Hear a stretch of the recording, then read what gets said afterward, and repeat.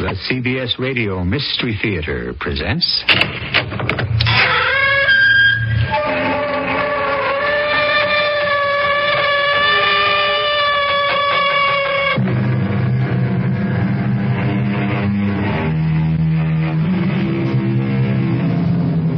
Come in. Welcome.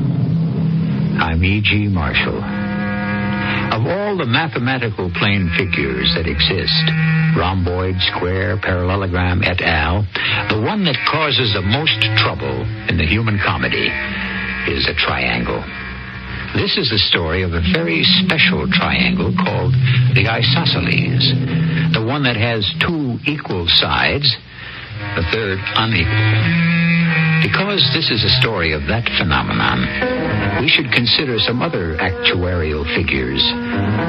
The chance of twin birth is about 1.25%.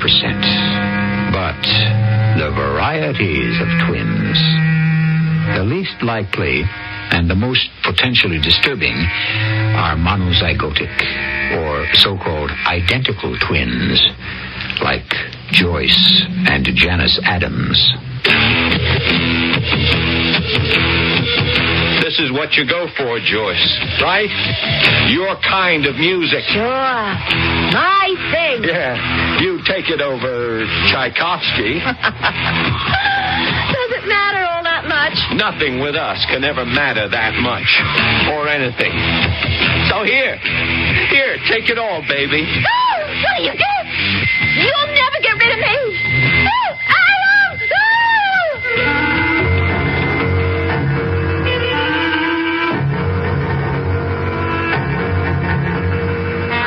Our mystery drama, The Tortured Twins, was written especially for the Mystery Theater by Ian Martin and stars Marion Seldes and Paul Hecht. I'll be back shortly with Act One.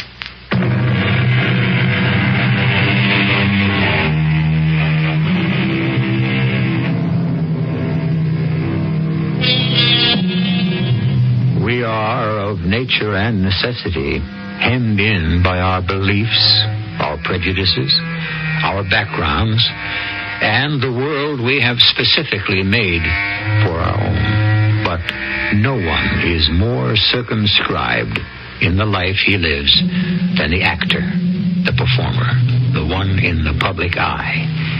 Like all Homo sapiens within the jungle of life, this particular breed has its own gathering and watering places and is subject to a rigid pecking order, as, for example... Come on, Adam, baby. Answer. You just gotta be home. You can't have left for the theater, not without... Come on. Adam Duncan speaking. This is your wife, Joyce. Joyce and rejoice. I made it. They bought me. I got it. Signed, sealed, and delivered. For all Humpty Dumpty's men? Yeah, for the film.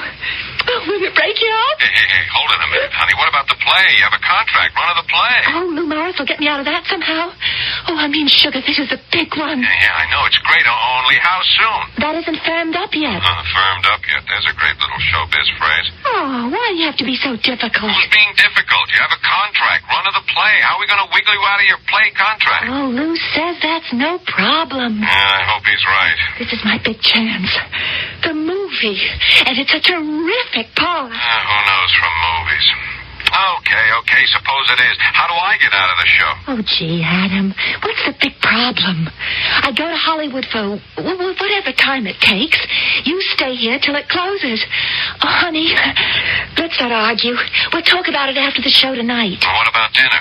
I'll just bring in a sandwich or something. Because now I'm going out to cocktails and like that with the producer and my agent. Hey, you shouldn't be drinking before the show. Oh, come on, Adam. I'm a big movie star now. And besides, you think I'm going to miss being at the Algonquin? The moment I met Joyce Adams, I was lost. She had honey blonde hair, green-blue cat's eyes, and a body. Wow. And mean, it isn't like talent is anything new to me. It's part of the theater, and theater's all of my life. I guess in the last 15 years since I was like about 18, there hasn't been a legitimate production on Broadway, off or half-off, I haven't seen or maybe been part of. And a body is a body, I always figured, until that evening in this little theater made out of an old shoe factory where they were doing Ibsen's Doll's House with Joyce playing Nora, the child wife. And she was terrible, but like I said, the moment I saw her, I was gone. So, after the show, I talked her into going down to Phoebe's with me. Oh, that's the off Broadway Sardi's, so we could talk. You sure you don't want a real drink? No. I just love cherry cream soda. Oh. I know it isn't good for my figure, but I just love it. Yeah.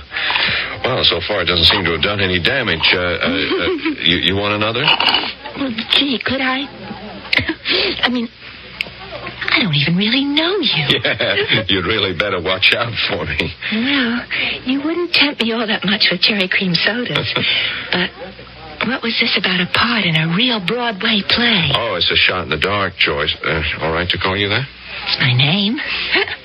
What'd you say was yours? Adam Duncan. You see, right now I'm a nobody. I'm an assistant stage manager and understudy on a production William Lloyd is putting on, The Duke and the Doll. They're looking for an unknown for the part of the doll. Gee, isn't that the one where Judson Holmes is going to play the Duke? That's right. And you would be just perfect for the part of the doll. Looking into those lovely sea-green, wide-open eyes, some alarm bell should have sounded somewhere inside me, telling me that this girl only existed from her eyes down. The attic was empty. But I was too zonked out to believe that, and events moved so fast I didn't have time to think about it. Because she got the part, and she was a smash, even if the show didn't get much in reviews. And anyway, who cared? Because the Sunday of the week we opened, Joyce and I were married and had a 24-hour honeymoon at Atlantic City. Gosh, it's not as romantic as I always thought it would be. I just never thought it would be so cold at the beach. Well, honey, it is the last day of October. Yeah, but still, it's Atlantic City. Oh, my adorable wife, you are something else. Too much. Oh, I feel all warm and Scroogey. Let's go back to the hotel. You know, it's the funniest thing. That's just what I had in mind, too.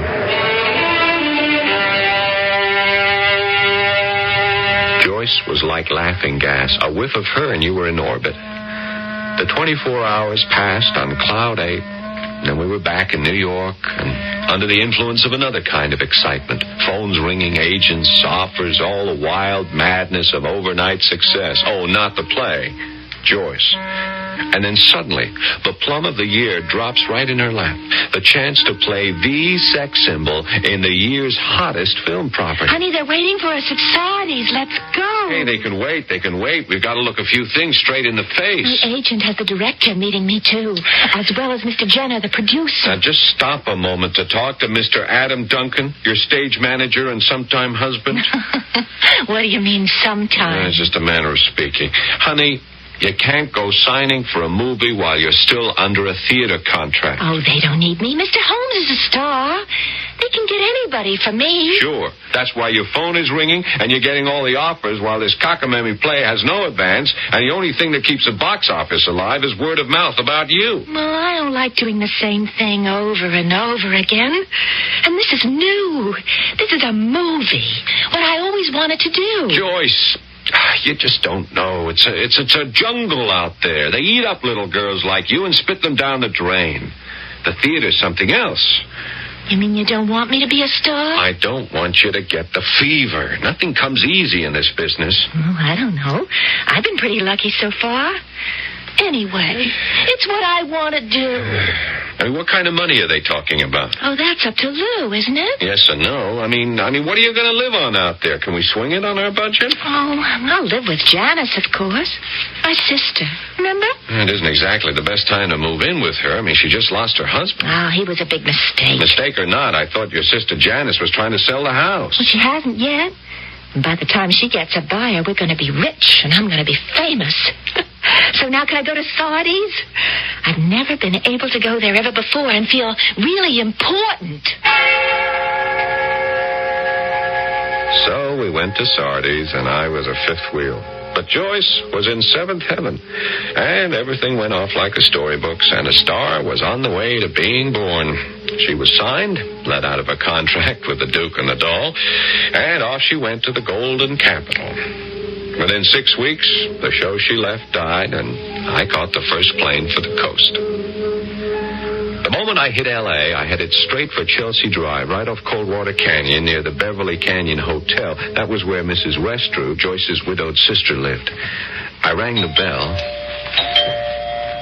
The door opened, and there was the woman I loved that I'd been aching for the last month and a half. And I gobbled her up in my arms. Oh, baby, oh, darling, my beloved. Wait. You ask a man who has lived on less than bread and water to Listen, wait. you crazy man. I will listen to nothing but total surrender. That's marvelous, Adam, except you got the wrong girl. Oh, don't try to foist me off, babes. Oh, tell me you're gone Hollywood. You're my girl, and you better know it. But I'm not. And why not? I'm not, Joyce. What? I'm Janice. I'm her sister. You what? Come on, Joyce. What's the rib? What are you giving me? Hey, you're being for real? You were Joyce's sister, but I mean, Didn't she tell you we were twins? Yeah, sure. I guess she said twins. I just thought sister. Whew. This is just not possible. What? Well, I mean, people look like each other, but for sure it's been a few weeks since I saw Joyce. You'd think I know my own wife. Hey, you're putting me on? Honestly, I'm not. I should have known. Actually, you don't sound anything like each other. Oh, I'm the second fiddle. No. I didn't mean that. You have a lovely voice. Thank you. And obviously, you're the loveliest looking woman I've ever known, since I can't tell you from my wife. Well, I'm sure you'll find enough differences between us so you won't be confused. Such a simple statement, and yet how prophetic it was to prove to be. Meeting Joyce later that day when she came back from the studio, it was weird. I mean, I was acutely aware of the differences, not just only in the sound of the voice. It's a drag, but it's exciting, too. I mean, I just get so strung out. I mean, I am pooped. I just want to lie down and sleep. Yeah, well, I'm glad my arrival's giving you such a lift. Honey, you know I'm glad to see you. It's just I'm so tired. Okay, so you're tired. Now you're mad at me. I'm not mad. You just don't seem exactly spaced out that I'm back with you again. Oh, don't you worry about that, babykin. Your little Joyce loves you all, too. Oh, let me just pop a pep pill. Then I'll have a bath. And then I'll show you just how much. You're my number one man. You're my fella. You're my big daddy. And don't you ever think for 1 minute I'd ever let you go. Who wants to go? I just arrived. I'm never going to let you go again. I'm never going to be without you. I'm just going to hang around you like a little old anchor around your neck. I love you, Adam. I need you. And the only way you'll ever be rid of your baby doll is for me to die. You ever wanted to walk out on me, you'd have to kill me first. I smothered that kind of crazy talk with a kiss. Only the terrible thing was that as I held Joyce, felt her move against me in all the old exciting ways, behind my closed eyes, the face and the body was the same. But my ears were remembering that low, musical voice of Janice's, her even, steady, amused, and gentle sureness, and the impression I'd gotten of a strong and subtle intelligence. Joyce's twin. Identical in appearance, but so different in character. And even as I kissed my wife hungrily, I couldn't banish the earlier embrace I had held her sister in. And insistently, terribly, a phrase was ringing in my head in Joyce's tinkly, phony, jangling, baby doll voice.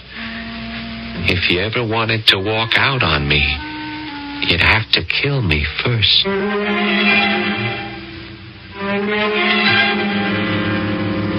What would it be like, do you suppose, to fall in love with a woman and then find that she wasn't the only one of her kind?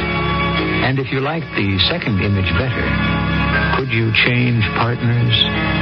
Or would the desire to do that lead you to incredible lengths that you could never dream of? I shall return shortly with Act 2.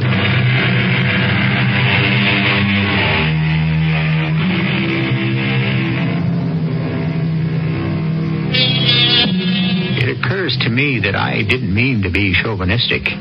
Why dwell only on the one male unequal side of our isosceles triangle? There are the other equal sides, or at least by normal measurement, that now demand some study and exploration. The females, Joyce and Janice, identical twins physically, but how diverse as individuals. How stressful or how violent will their contrasting personalities threaten the slender figure of the triangle?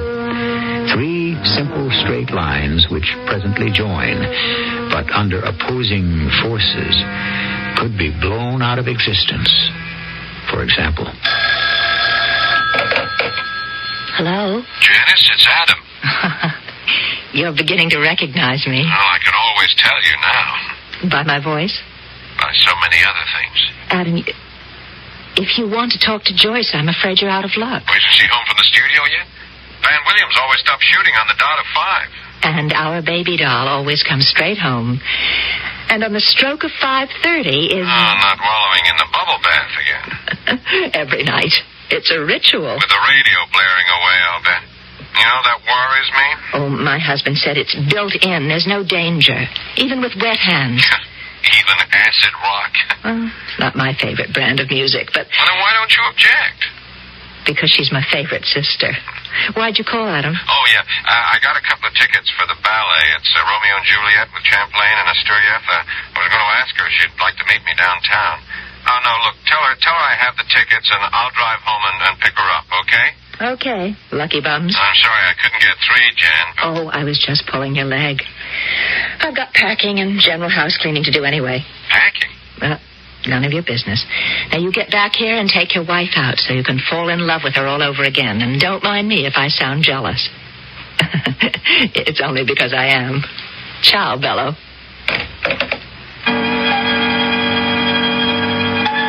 I hung up with one word ringing in my ear, churning in my stomach, shaking me up but good. Jealous. I told myself it was accidental, just kidding around, but I knew better. No matter how deep I tried to bury the truth. 2 weeks living in the same house with both Joyce and Janice had taught me that. 2 weeks. I knew it within 2 minutes after I'd met Janice. Remember the old ads? Which twin has the Tony? Well, I knew which twin should have the Adam. But I couldn't admit that to myself. I brushed it out of my mind and went home. Joyce! Joyce, you still in there? Joyce, it's Adam. Turn that damn radio down. What did you say? I said turn the damn... I just wanted you to turn the radio off so you could hear me. I can hear you. Are you still in the bathtub? No, honey, I'm just coming out. Hello, precious. You're late getting home. Yeah. I didn't have anyone to scrub my back. I was finding myself a job. A job? Yeah, not much, but a good start with a classic rep. What's that? Oh, it's like off-Broadway, New York. Maybe more like off-off. No money. Yeah, that's where we started. But it's my kind of theater. Oh, lover, we're in the big time now. You are, not me. Well, I don't see why you have to waste your time with culture and all that jazz. I mean, what's in it for you? Oh, satisfaction, excitement, balm for my immortal soul. And something very special for tonight. The producer can't use them, and he gave them to me. Gave you what? 2 tickets for Romeo and Juliet. Oh, Shakespeare? Come on, baby, I'm tired. Anyway, you made me sit through that play once. I thought it would never end. No, this isn't the play. It's the ballet with the Tchaikovsky music. Oh, you've got to be kidding. Ballet? That really bores me out of my gourd. It's with Champlain and Asturieff. Who? Joyce, they're the top dancers in the world. Okay, honey. If it's all that important to you, why don't you take Jan? I'll just watch some TV. Terry Sales has a special on tonight. I just don't want to miss it. That schlock comic? He fractures me. I mean, he really lays me out. Oh, I know you don't go for him. So take Jan to the ballet. Look, if it was any other woman, I wouldn't let you out of the door. But I know you're safe with Jan. But that was the whole trouble. I wasn't safe with Jan at all. Nor was she very safe with me. I guess that's the only reason she was with me that night. Because on the way home, after turning off Sunset onto Coldwater, just as we came to Chelsea Drive, she said... Don't turn at him. Just keep going. Where? To the next right. Into the Ellsworth's driveway. Okay. And cut your lights. Why here? They're away. Okay. Cut the motor. We've got to talk about things, get some things straight. Particularly after tonight. It was beautiful, wasn't it? Yes. Maybe that's the greatest thing about ballet. No words needed. Like us. Oh, don't. It's what we have to talk about. We don't need any words to tell each other that. Oh, Fatima. Oh, darling. Darling. I've been wanting to do this again on purpose ever since it happened by accident. No more than I. No. It's the last thing I meant to happen. Yeah, or I expected to. It isn't why I brought you here. Then why? I'm going away. Oh, please don't touch me, please. Going away? Where? Oh, I don't know. It doesn't matter. Around the world. But when? Oh, the sooner the better, wouldn't you say? Well, that's no answer. Well, neither is this. Or how we feel about each other. So what is? All right. Look, we sit down. We face facts like three rational people. Well, that's just the trouble. We can't. Why not? Because Joyce and I are not only sisters. We're twins. Identical twins. Hurting her would be just as more difficult than trying to hurt myself. All right. Now hold it. She needs you, Adam. For what? To teach her how to act so she doesn't go to the studio and fall flat on her pretty face. That's all she needs me for. No, it isn't. But even if it were, it would be enough. It's what she's wanted all her life. It would kill her if she lost it just when it was in her hands. What? Being a star. Listen. She was the second of us to arrive. She's always been number 2, or felt that way. And now she's number 1, a career, a husband, and probably a lot of money. Anyway, that doesn't matter. Why not? Because so long as she lives, I've promised myself I'd never willingly do anything to hurt her. Nor would I want to. We're 2 people by accident, you see. Actually, we're only 1. I tried, but I knew it was hopeless. No amount of argument would change Janice's mind. So we drove home. She went up to her bed. And after a stiff drink, I went up to mine. And Joyce. Fortunately, as I opened the door, I could hear that Joyce was asleep. I crossed to her bed and looked down on her. A shaft of moonlight lit her face. And I looked in wonder and amazement at the woman I married, who could just as easily have been the woman I now loved. And suddenly, horribly, the memory of some accidental words of Jan's sprang up in my mind as if written there in fire. As long as she lives, I've promised myself I'd never do anything willingly to hurt her. I undressed quickly and got into bed. But it was a long time before I could get to sleep. Usually I have to wake and turn off the alarm in the morning. But this morning, Joyce actually got to it first. While she was in the bathroom getting ready for the studio car to pick her up, I lay in a half day. Where did the time go? I'm late. Oh, I thought you had the day off. Oh, I did, and then there was something the matter with one of the reels of film yesterday. We got to reshoot. Oh, you want me to get you some breakfast? No, I haven't time to get it on the set. Oh, how was last night? I was heaven. You should have been there. Not me. That ballet scene leaves me cold. So how did you and Jan get along? Oh, you know how I get along with your sister. I love her. My twin sister. Don't have to be told that. It's tough enough to tell you apart. Yeah. It's kind of like why I brought the subject up. See, we're strange. Awful strange, Adam. People like me and Jan. There's special vibes, and no ordinary person could know just how special. That's bad? No. Most of the times it's good. I wouldn't want them ever to be bad. But you see, sometimes I get screwy ideas. I know I'm not all that bright. I try to forget I have them, but I had this dream last night, and I want to tell you something. The dream? No, just about it. I mean, well, I know it was way out, but it made me think. What if you should like Jan better than me? Joyce, I'm your husband. Well, I put it another way. If anything happened to me, would you turn to Jan? How can I answer a question like that? You don't have to. I will. I'm going to tell you. Oh, it's the studio car. Just let me put it this way. If I ever lost you anyway to anyone, you know something? What? You'd never get anything from it.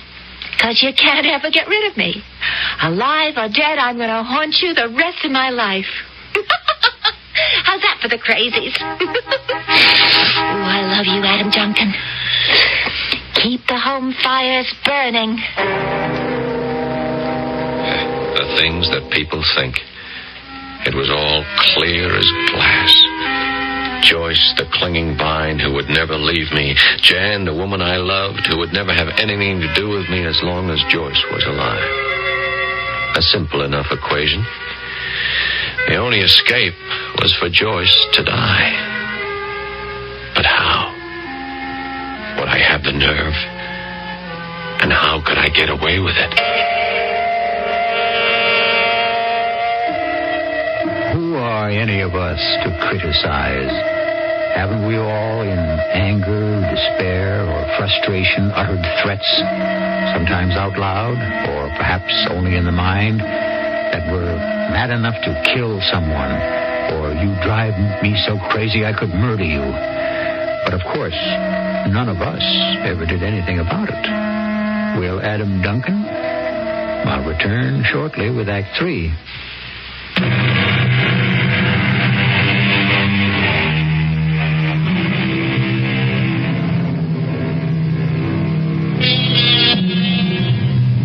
Adam Duncan is now convinced that he can never have Janice unless Joyce is dead.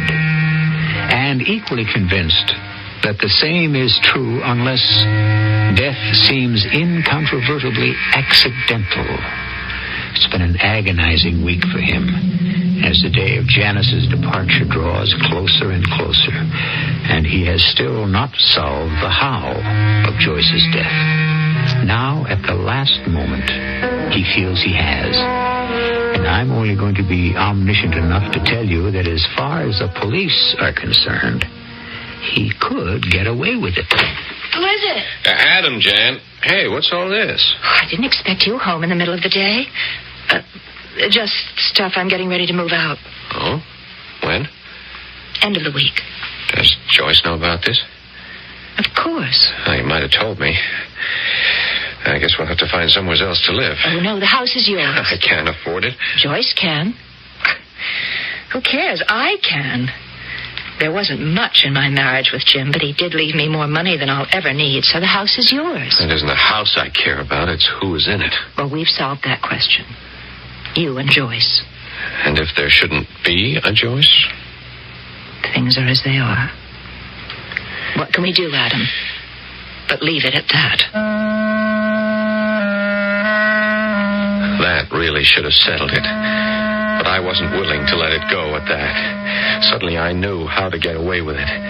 It was just a matter of timing. In all the hours I sat and thought about it, the best thing I had going was habit. A meticulous director who bent over backwards never to work into overtime. A wife who felt it necessary to soak herself in a bubble bath every night and to drown herself in cheap rock music. The factor of time. And a cocktail party where I was going to be highly visible at the Ford Hotel on Wilshire Boulevard. That involved Janice as well. When it came, as Shakespeare says, to the sticking point, it was really all so simple. One tube was all I had to take out of that sybaritic bathroom radio set. Who is it? Adam! Come on in, baby. No radio? Oh, it conked out. Something wasn't working. How come you're here so early? I sneaked out. Must have been clairvoyant. Look what I have for you. A portable radio. Now, how did you know I needed a lift? Oh, let's just call it ESP. Plug this in first. That your speed? Yeah. That's Hindenburg and the satellites. Man, that is love. You could turn it down. Forget it. What's worth doing is worth doing well. You go for this, don't you? My kind of music. You take it over Tchaikovsky? Yes? Does it matter all that much? No, Joyce. Nothing with us could ever matter that much. Or anything. Here. Take it all, baby. What are you doing? That's dangerous. We've been living dangerously, baby, and you give me no way out. Never get rid of me. I don't know what I really expected.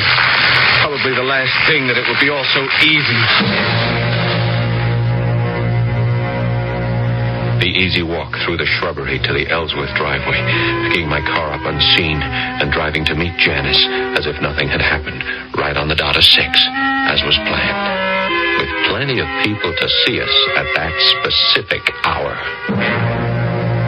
While back in the bathroom, portable clock radio lay in the bathtub as dead as the woman that shared it, its hands recording the time of her death as 16 minutes after 6, the moment the short circuit had stopped the radio. And Joyce. Where do you suppose Joyce is? Search me. I came straight over from my agent's office. Did you call before you left? Sure. I thought maybe I could pick her up. She said she'd just gotten home and would come over by herself, so I headed straight here. Maybe we ought to give her a ring. She might have fallen asleep. Yeah, let's see. 6:45. Maybe we ought to. We went through the mockery of a call to a woman long dead, but who was to appear as having just died in the subsequent police investigation. The timing was perfect. The alibi unassailable. The verdict, death through misadventure. And I was free, as was Janice. The only problem in the way of our future together was to bide our time. I should say my time, since Janice was no part of what I'd done. I had bought our future. I simply had to wait a little while for delivery, I thought. Yes? Oh, I really don't think it's a very good time to speak to her husband.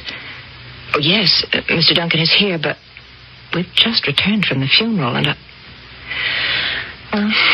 hold on, just a moment, please.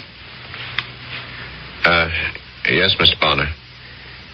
Yeah, I understand. Sure, I see your problem. Oh, not right at the moment, but by Monday, after the weekend, I might be able to make more sense. Did I beg your pardon?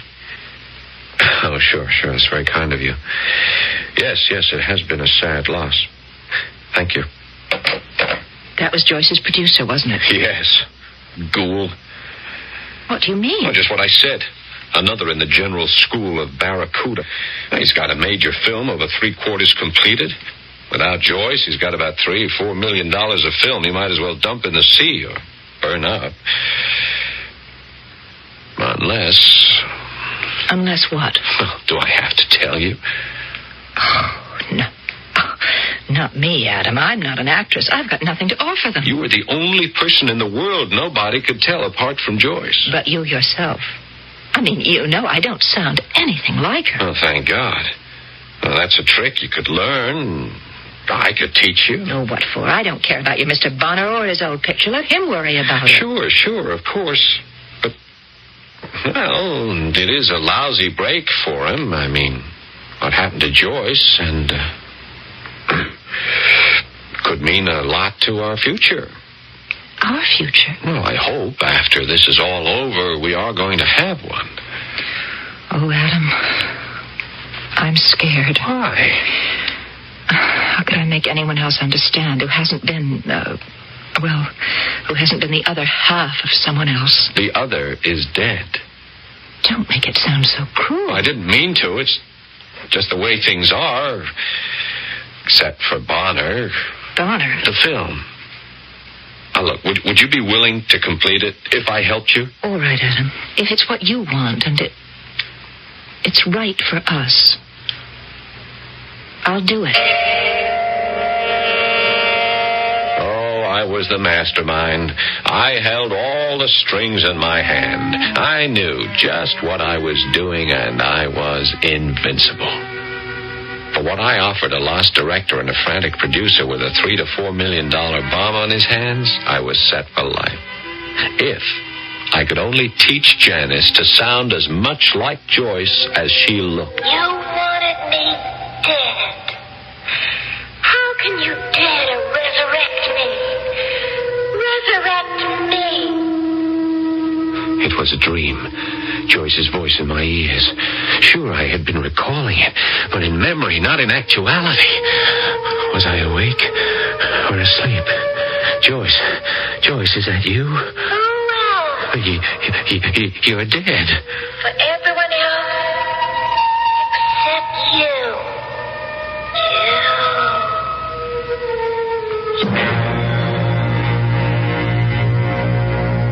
Suddenly I was awake, bathed in sweat. Joyce was dead. I had gotten rid of her. How could she be alive?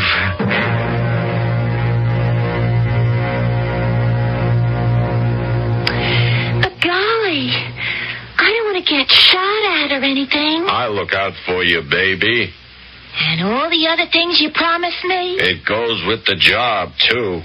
A penthouse apartment? Mink? No, Sable?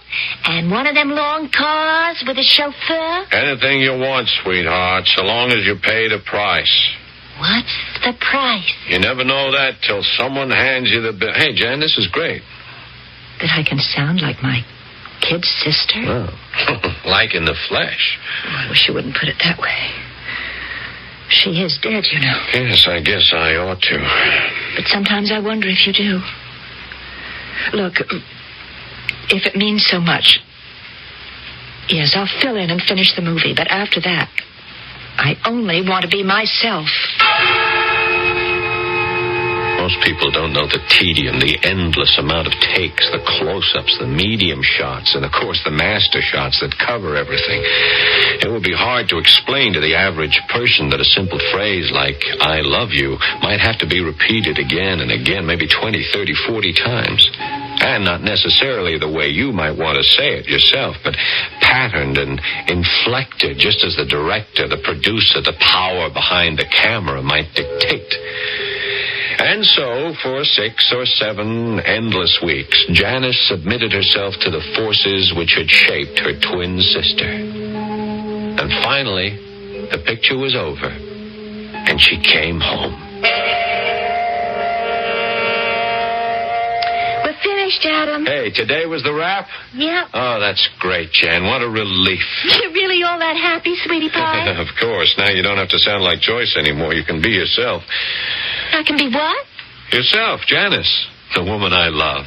But I am the woman you love. Come on, Janice, knock it off. You don't have to sound like that silly kid sister of yours. You mean the woman you married? I mean the woman I married the second time. What? Come on, honey, what are you doing to me? I married Joyce, which was a mistake. Then I married you, which was the best thing I ever did in my life. Are you so sure? I mean, baby, sweetheart. You love me all that much? Okay, Janice, cut it out. Janice? Are you all right? Well, that's the question you should be asking yourself, lover. Which of us did you really marry? And which of us did you kill? What?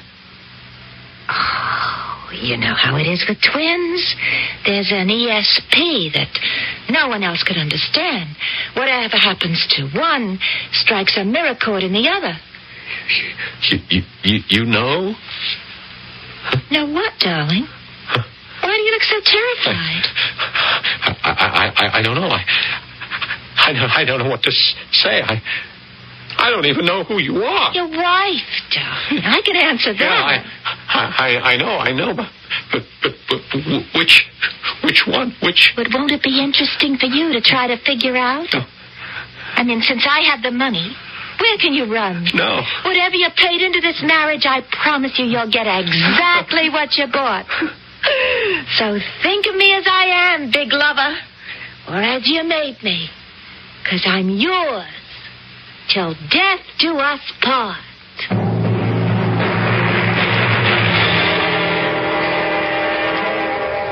Quite recently, there was a disturbance on the Golden Gate Bridge. A man had climbed into the superstructure with the object of committing suicide. Despite heroic efforts by the police, the man, an unemployed member of several theatrical unions, plunged to his death. He was identified by his wife, a resident of Los Angeles, as Adam Duncan. I'll be back shortly.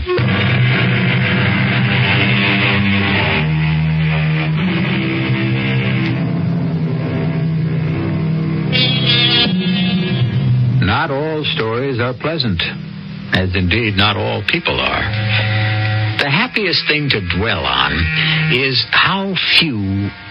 Oh, now I must search for a careful word. What shall it be? Well, let's settle for an old-fashioned word.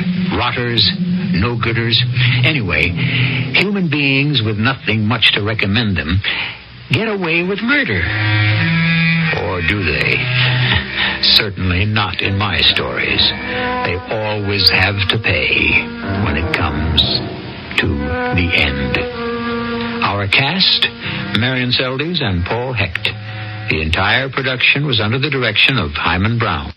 This is E.G. Marshall inviting you to return to our Mystery Theater for another adventure in the macabre. Until next time, pleasant dreams.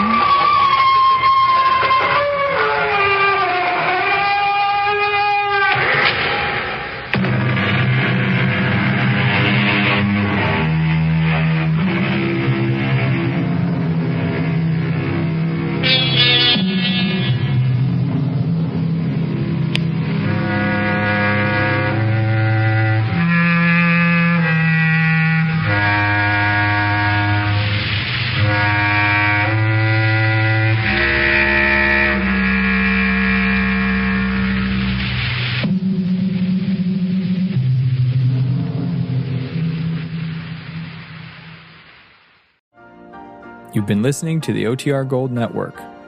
Find more classic radio at otrgold.com.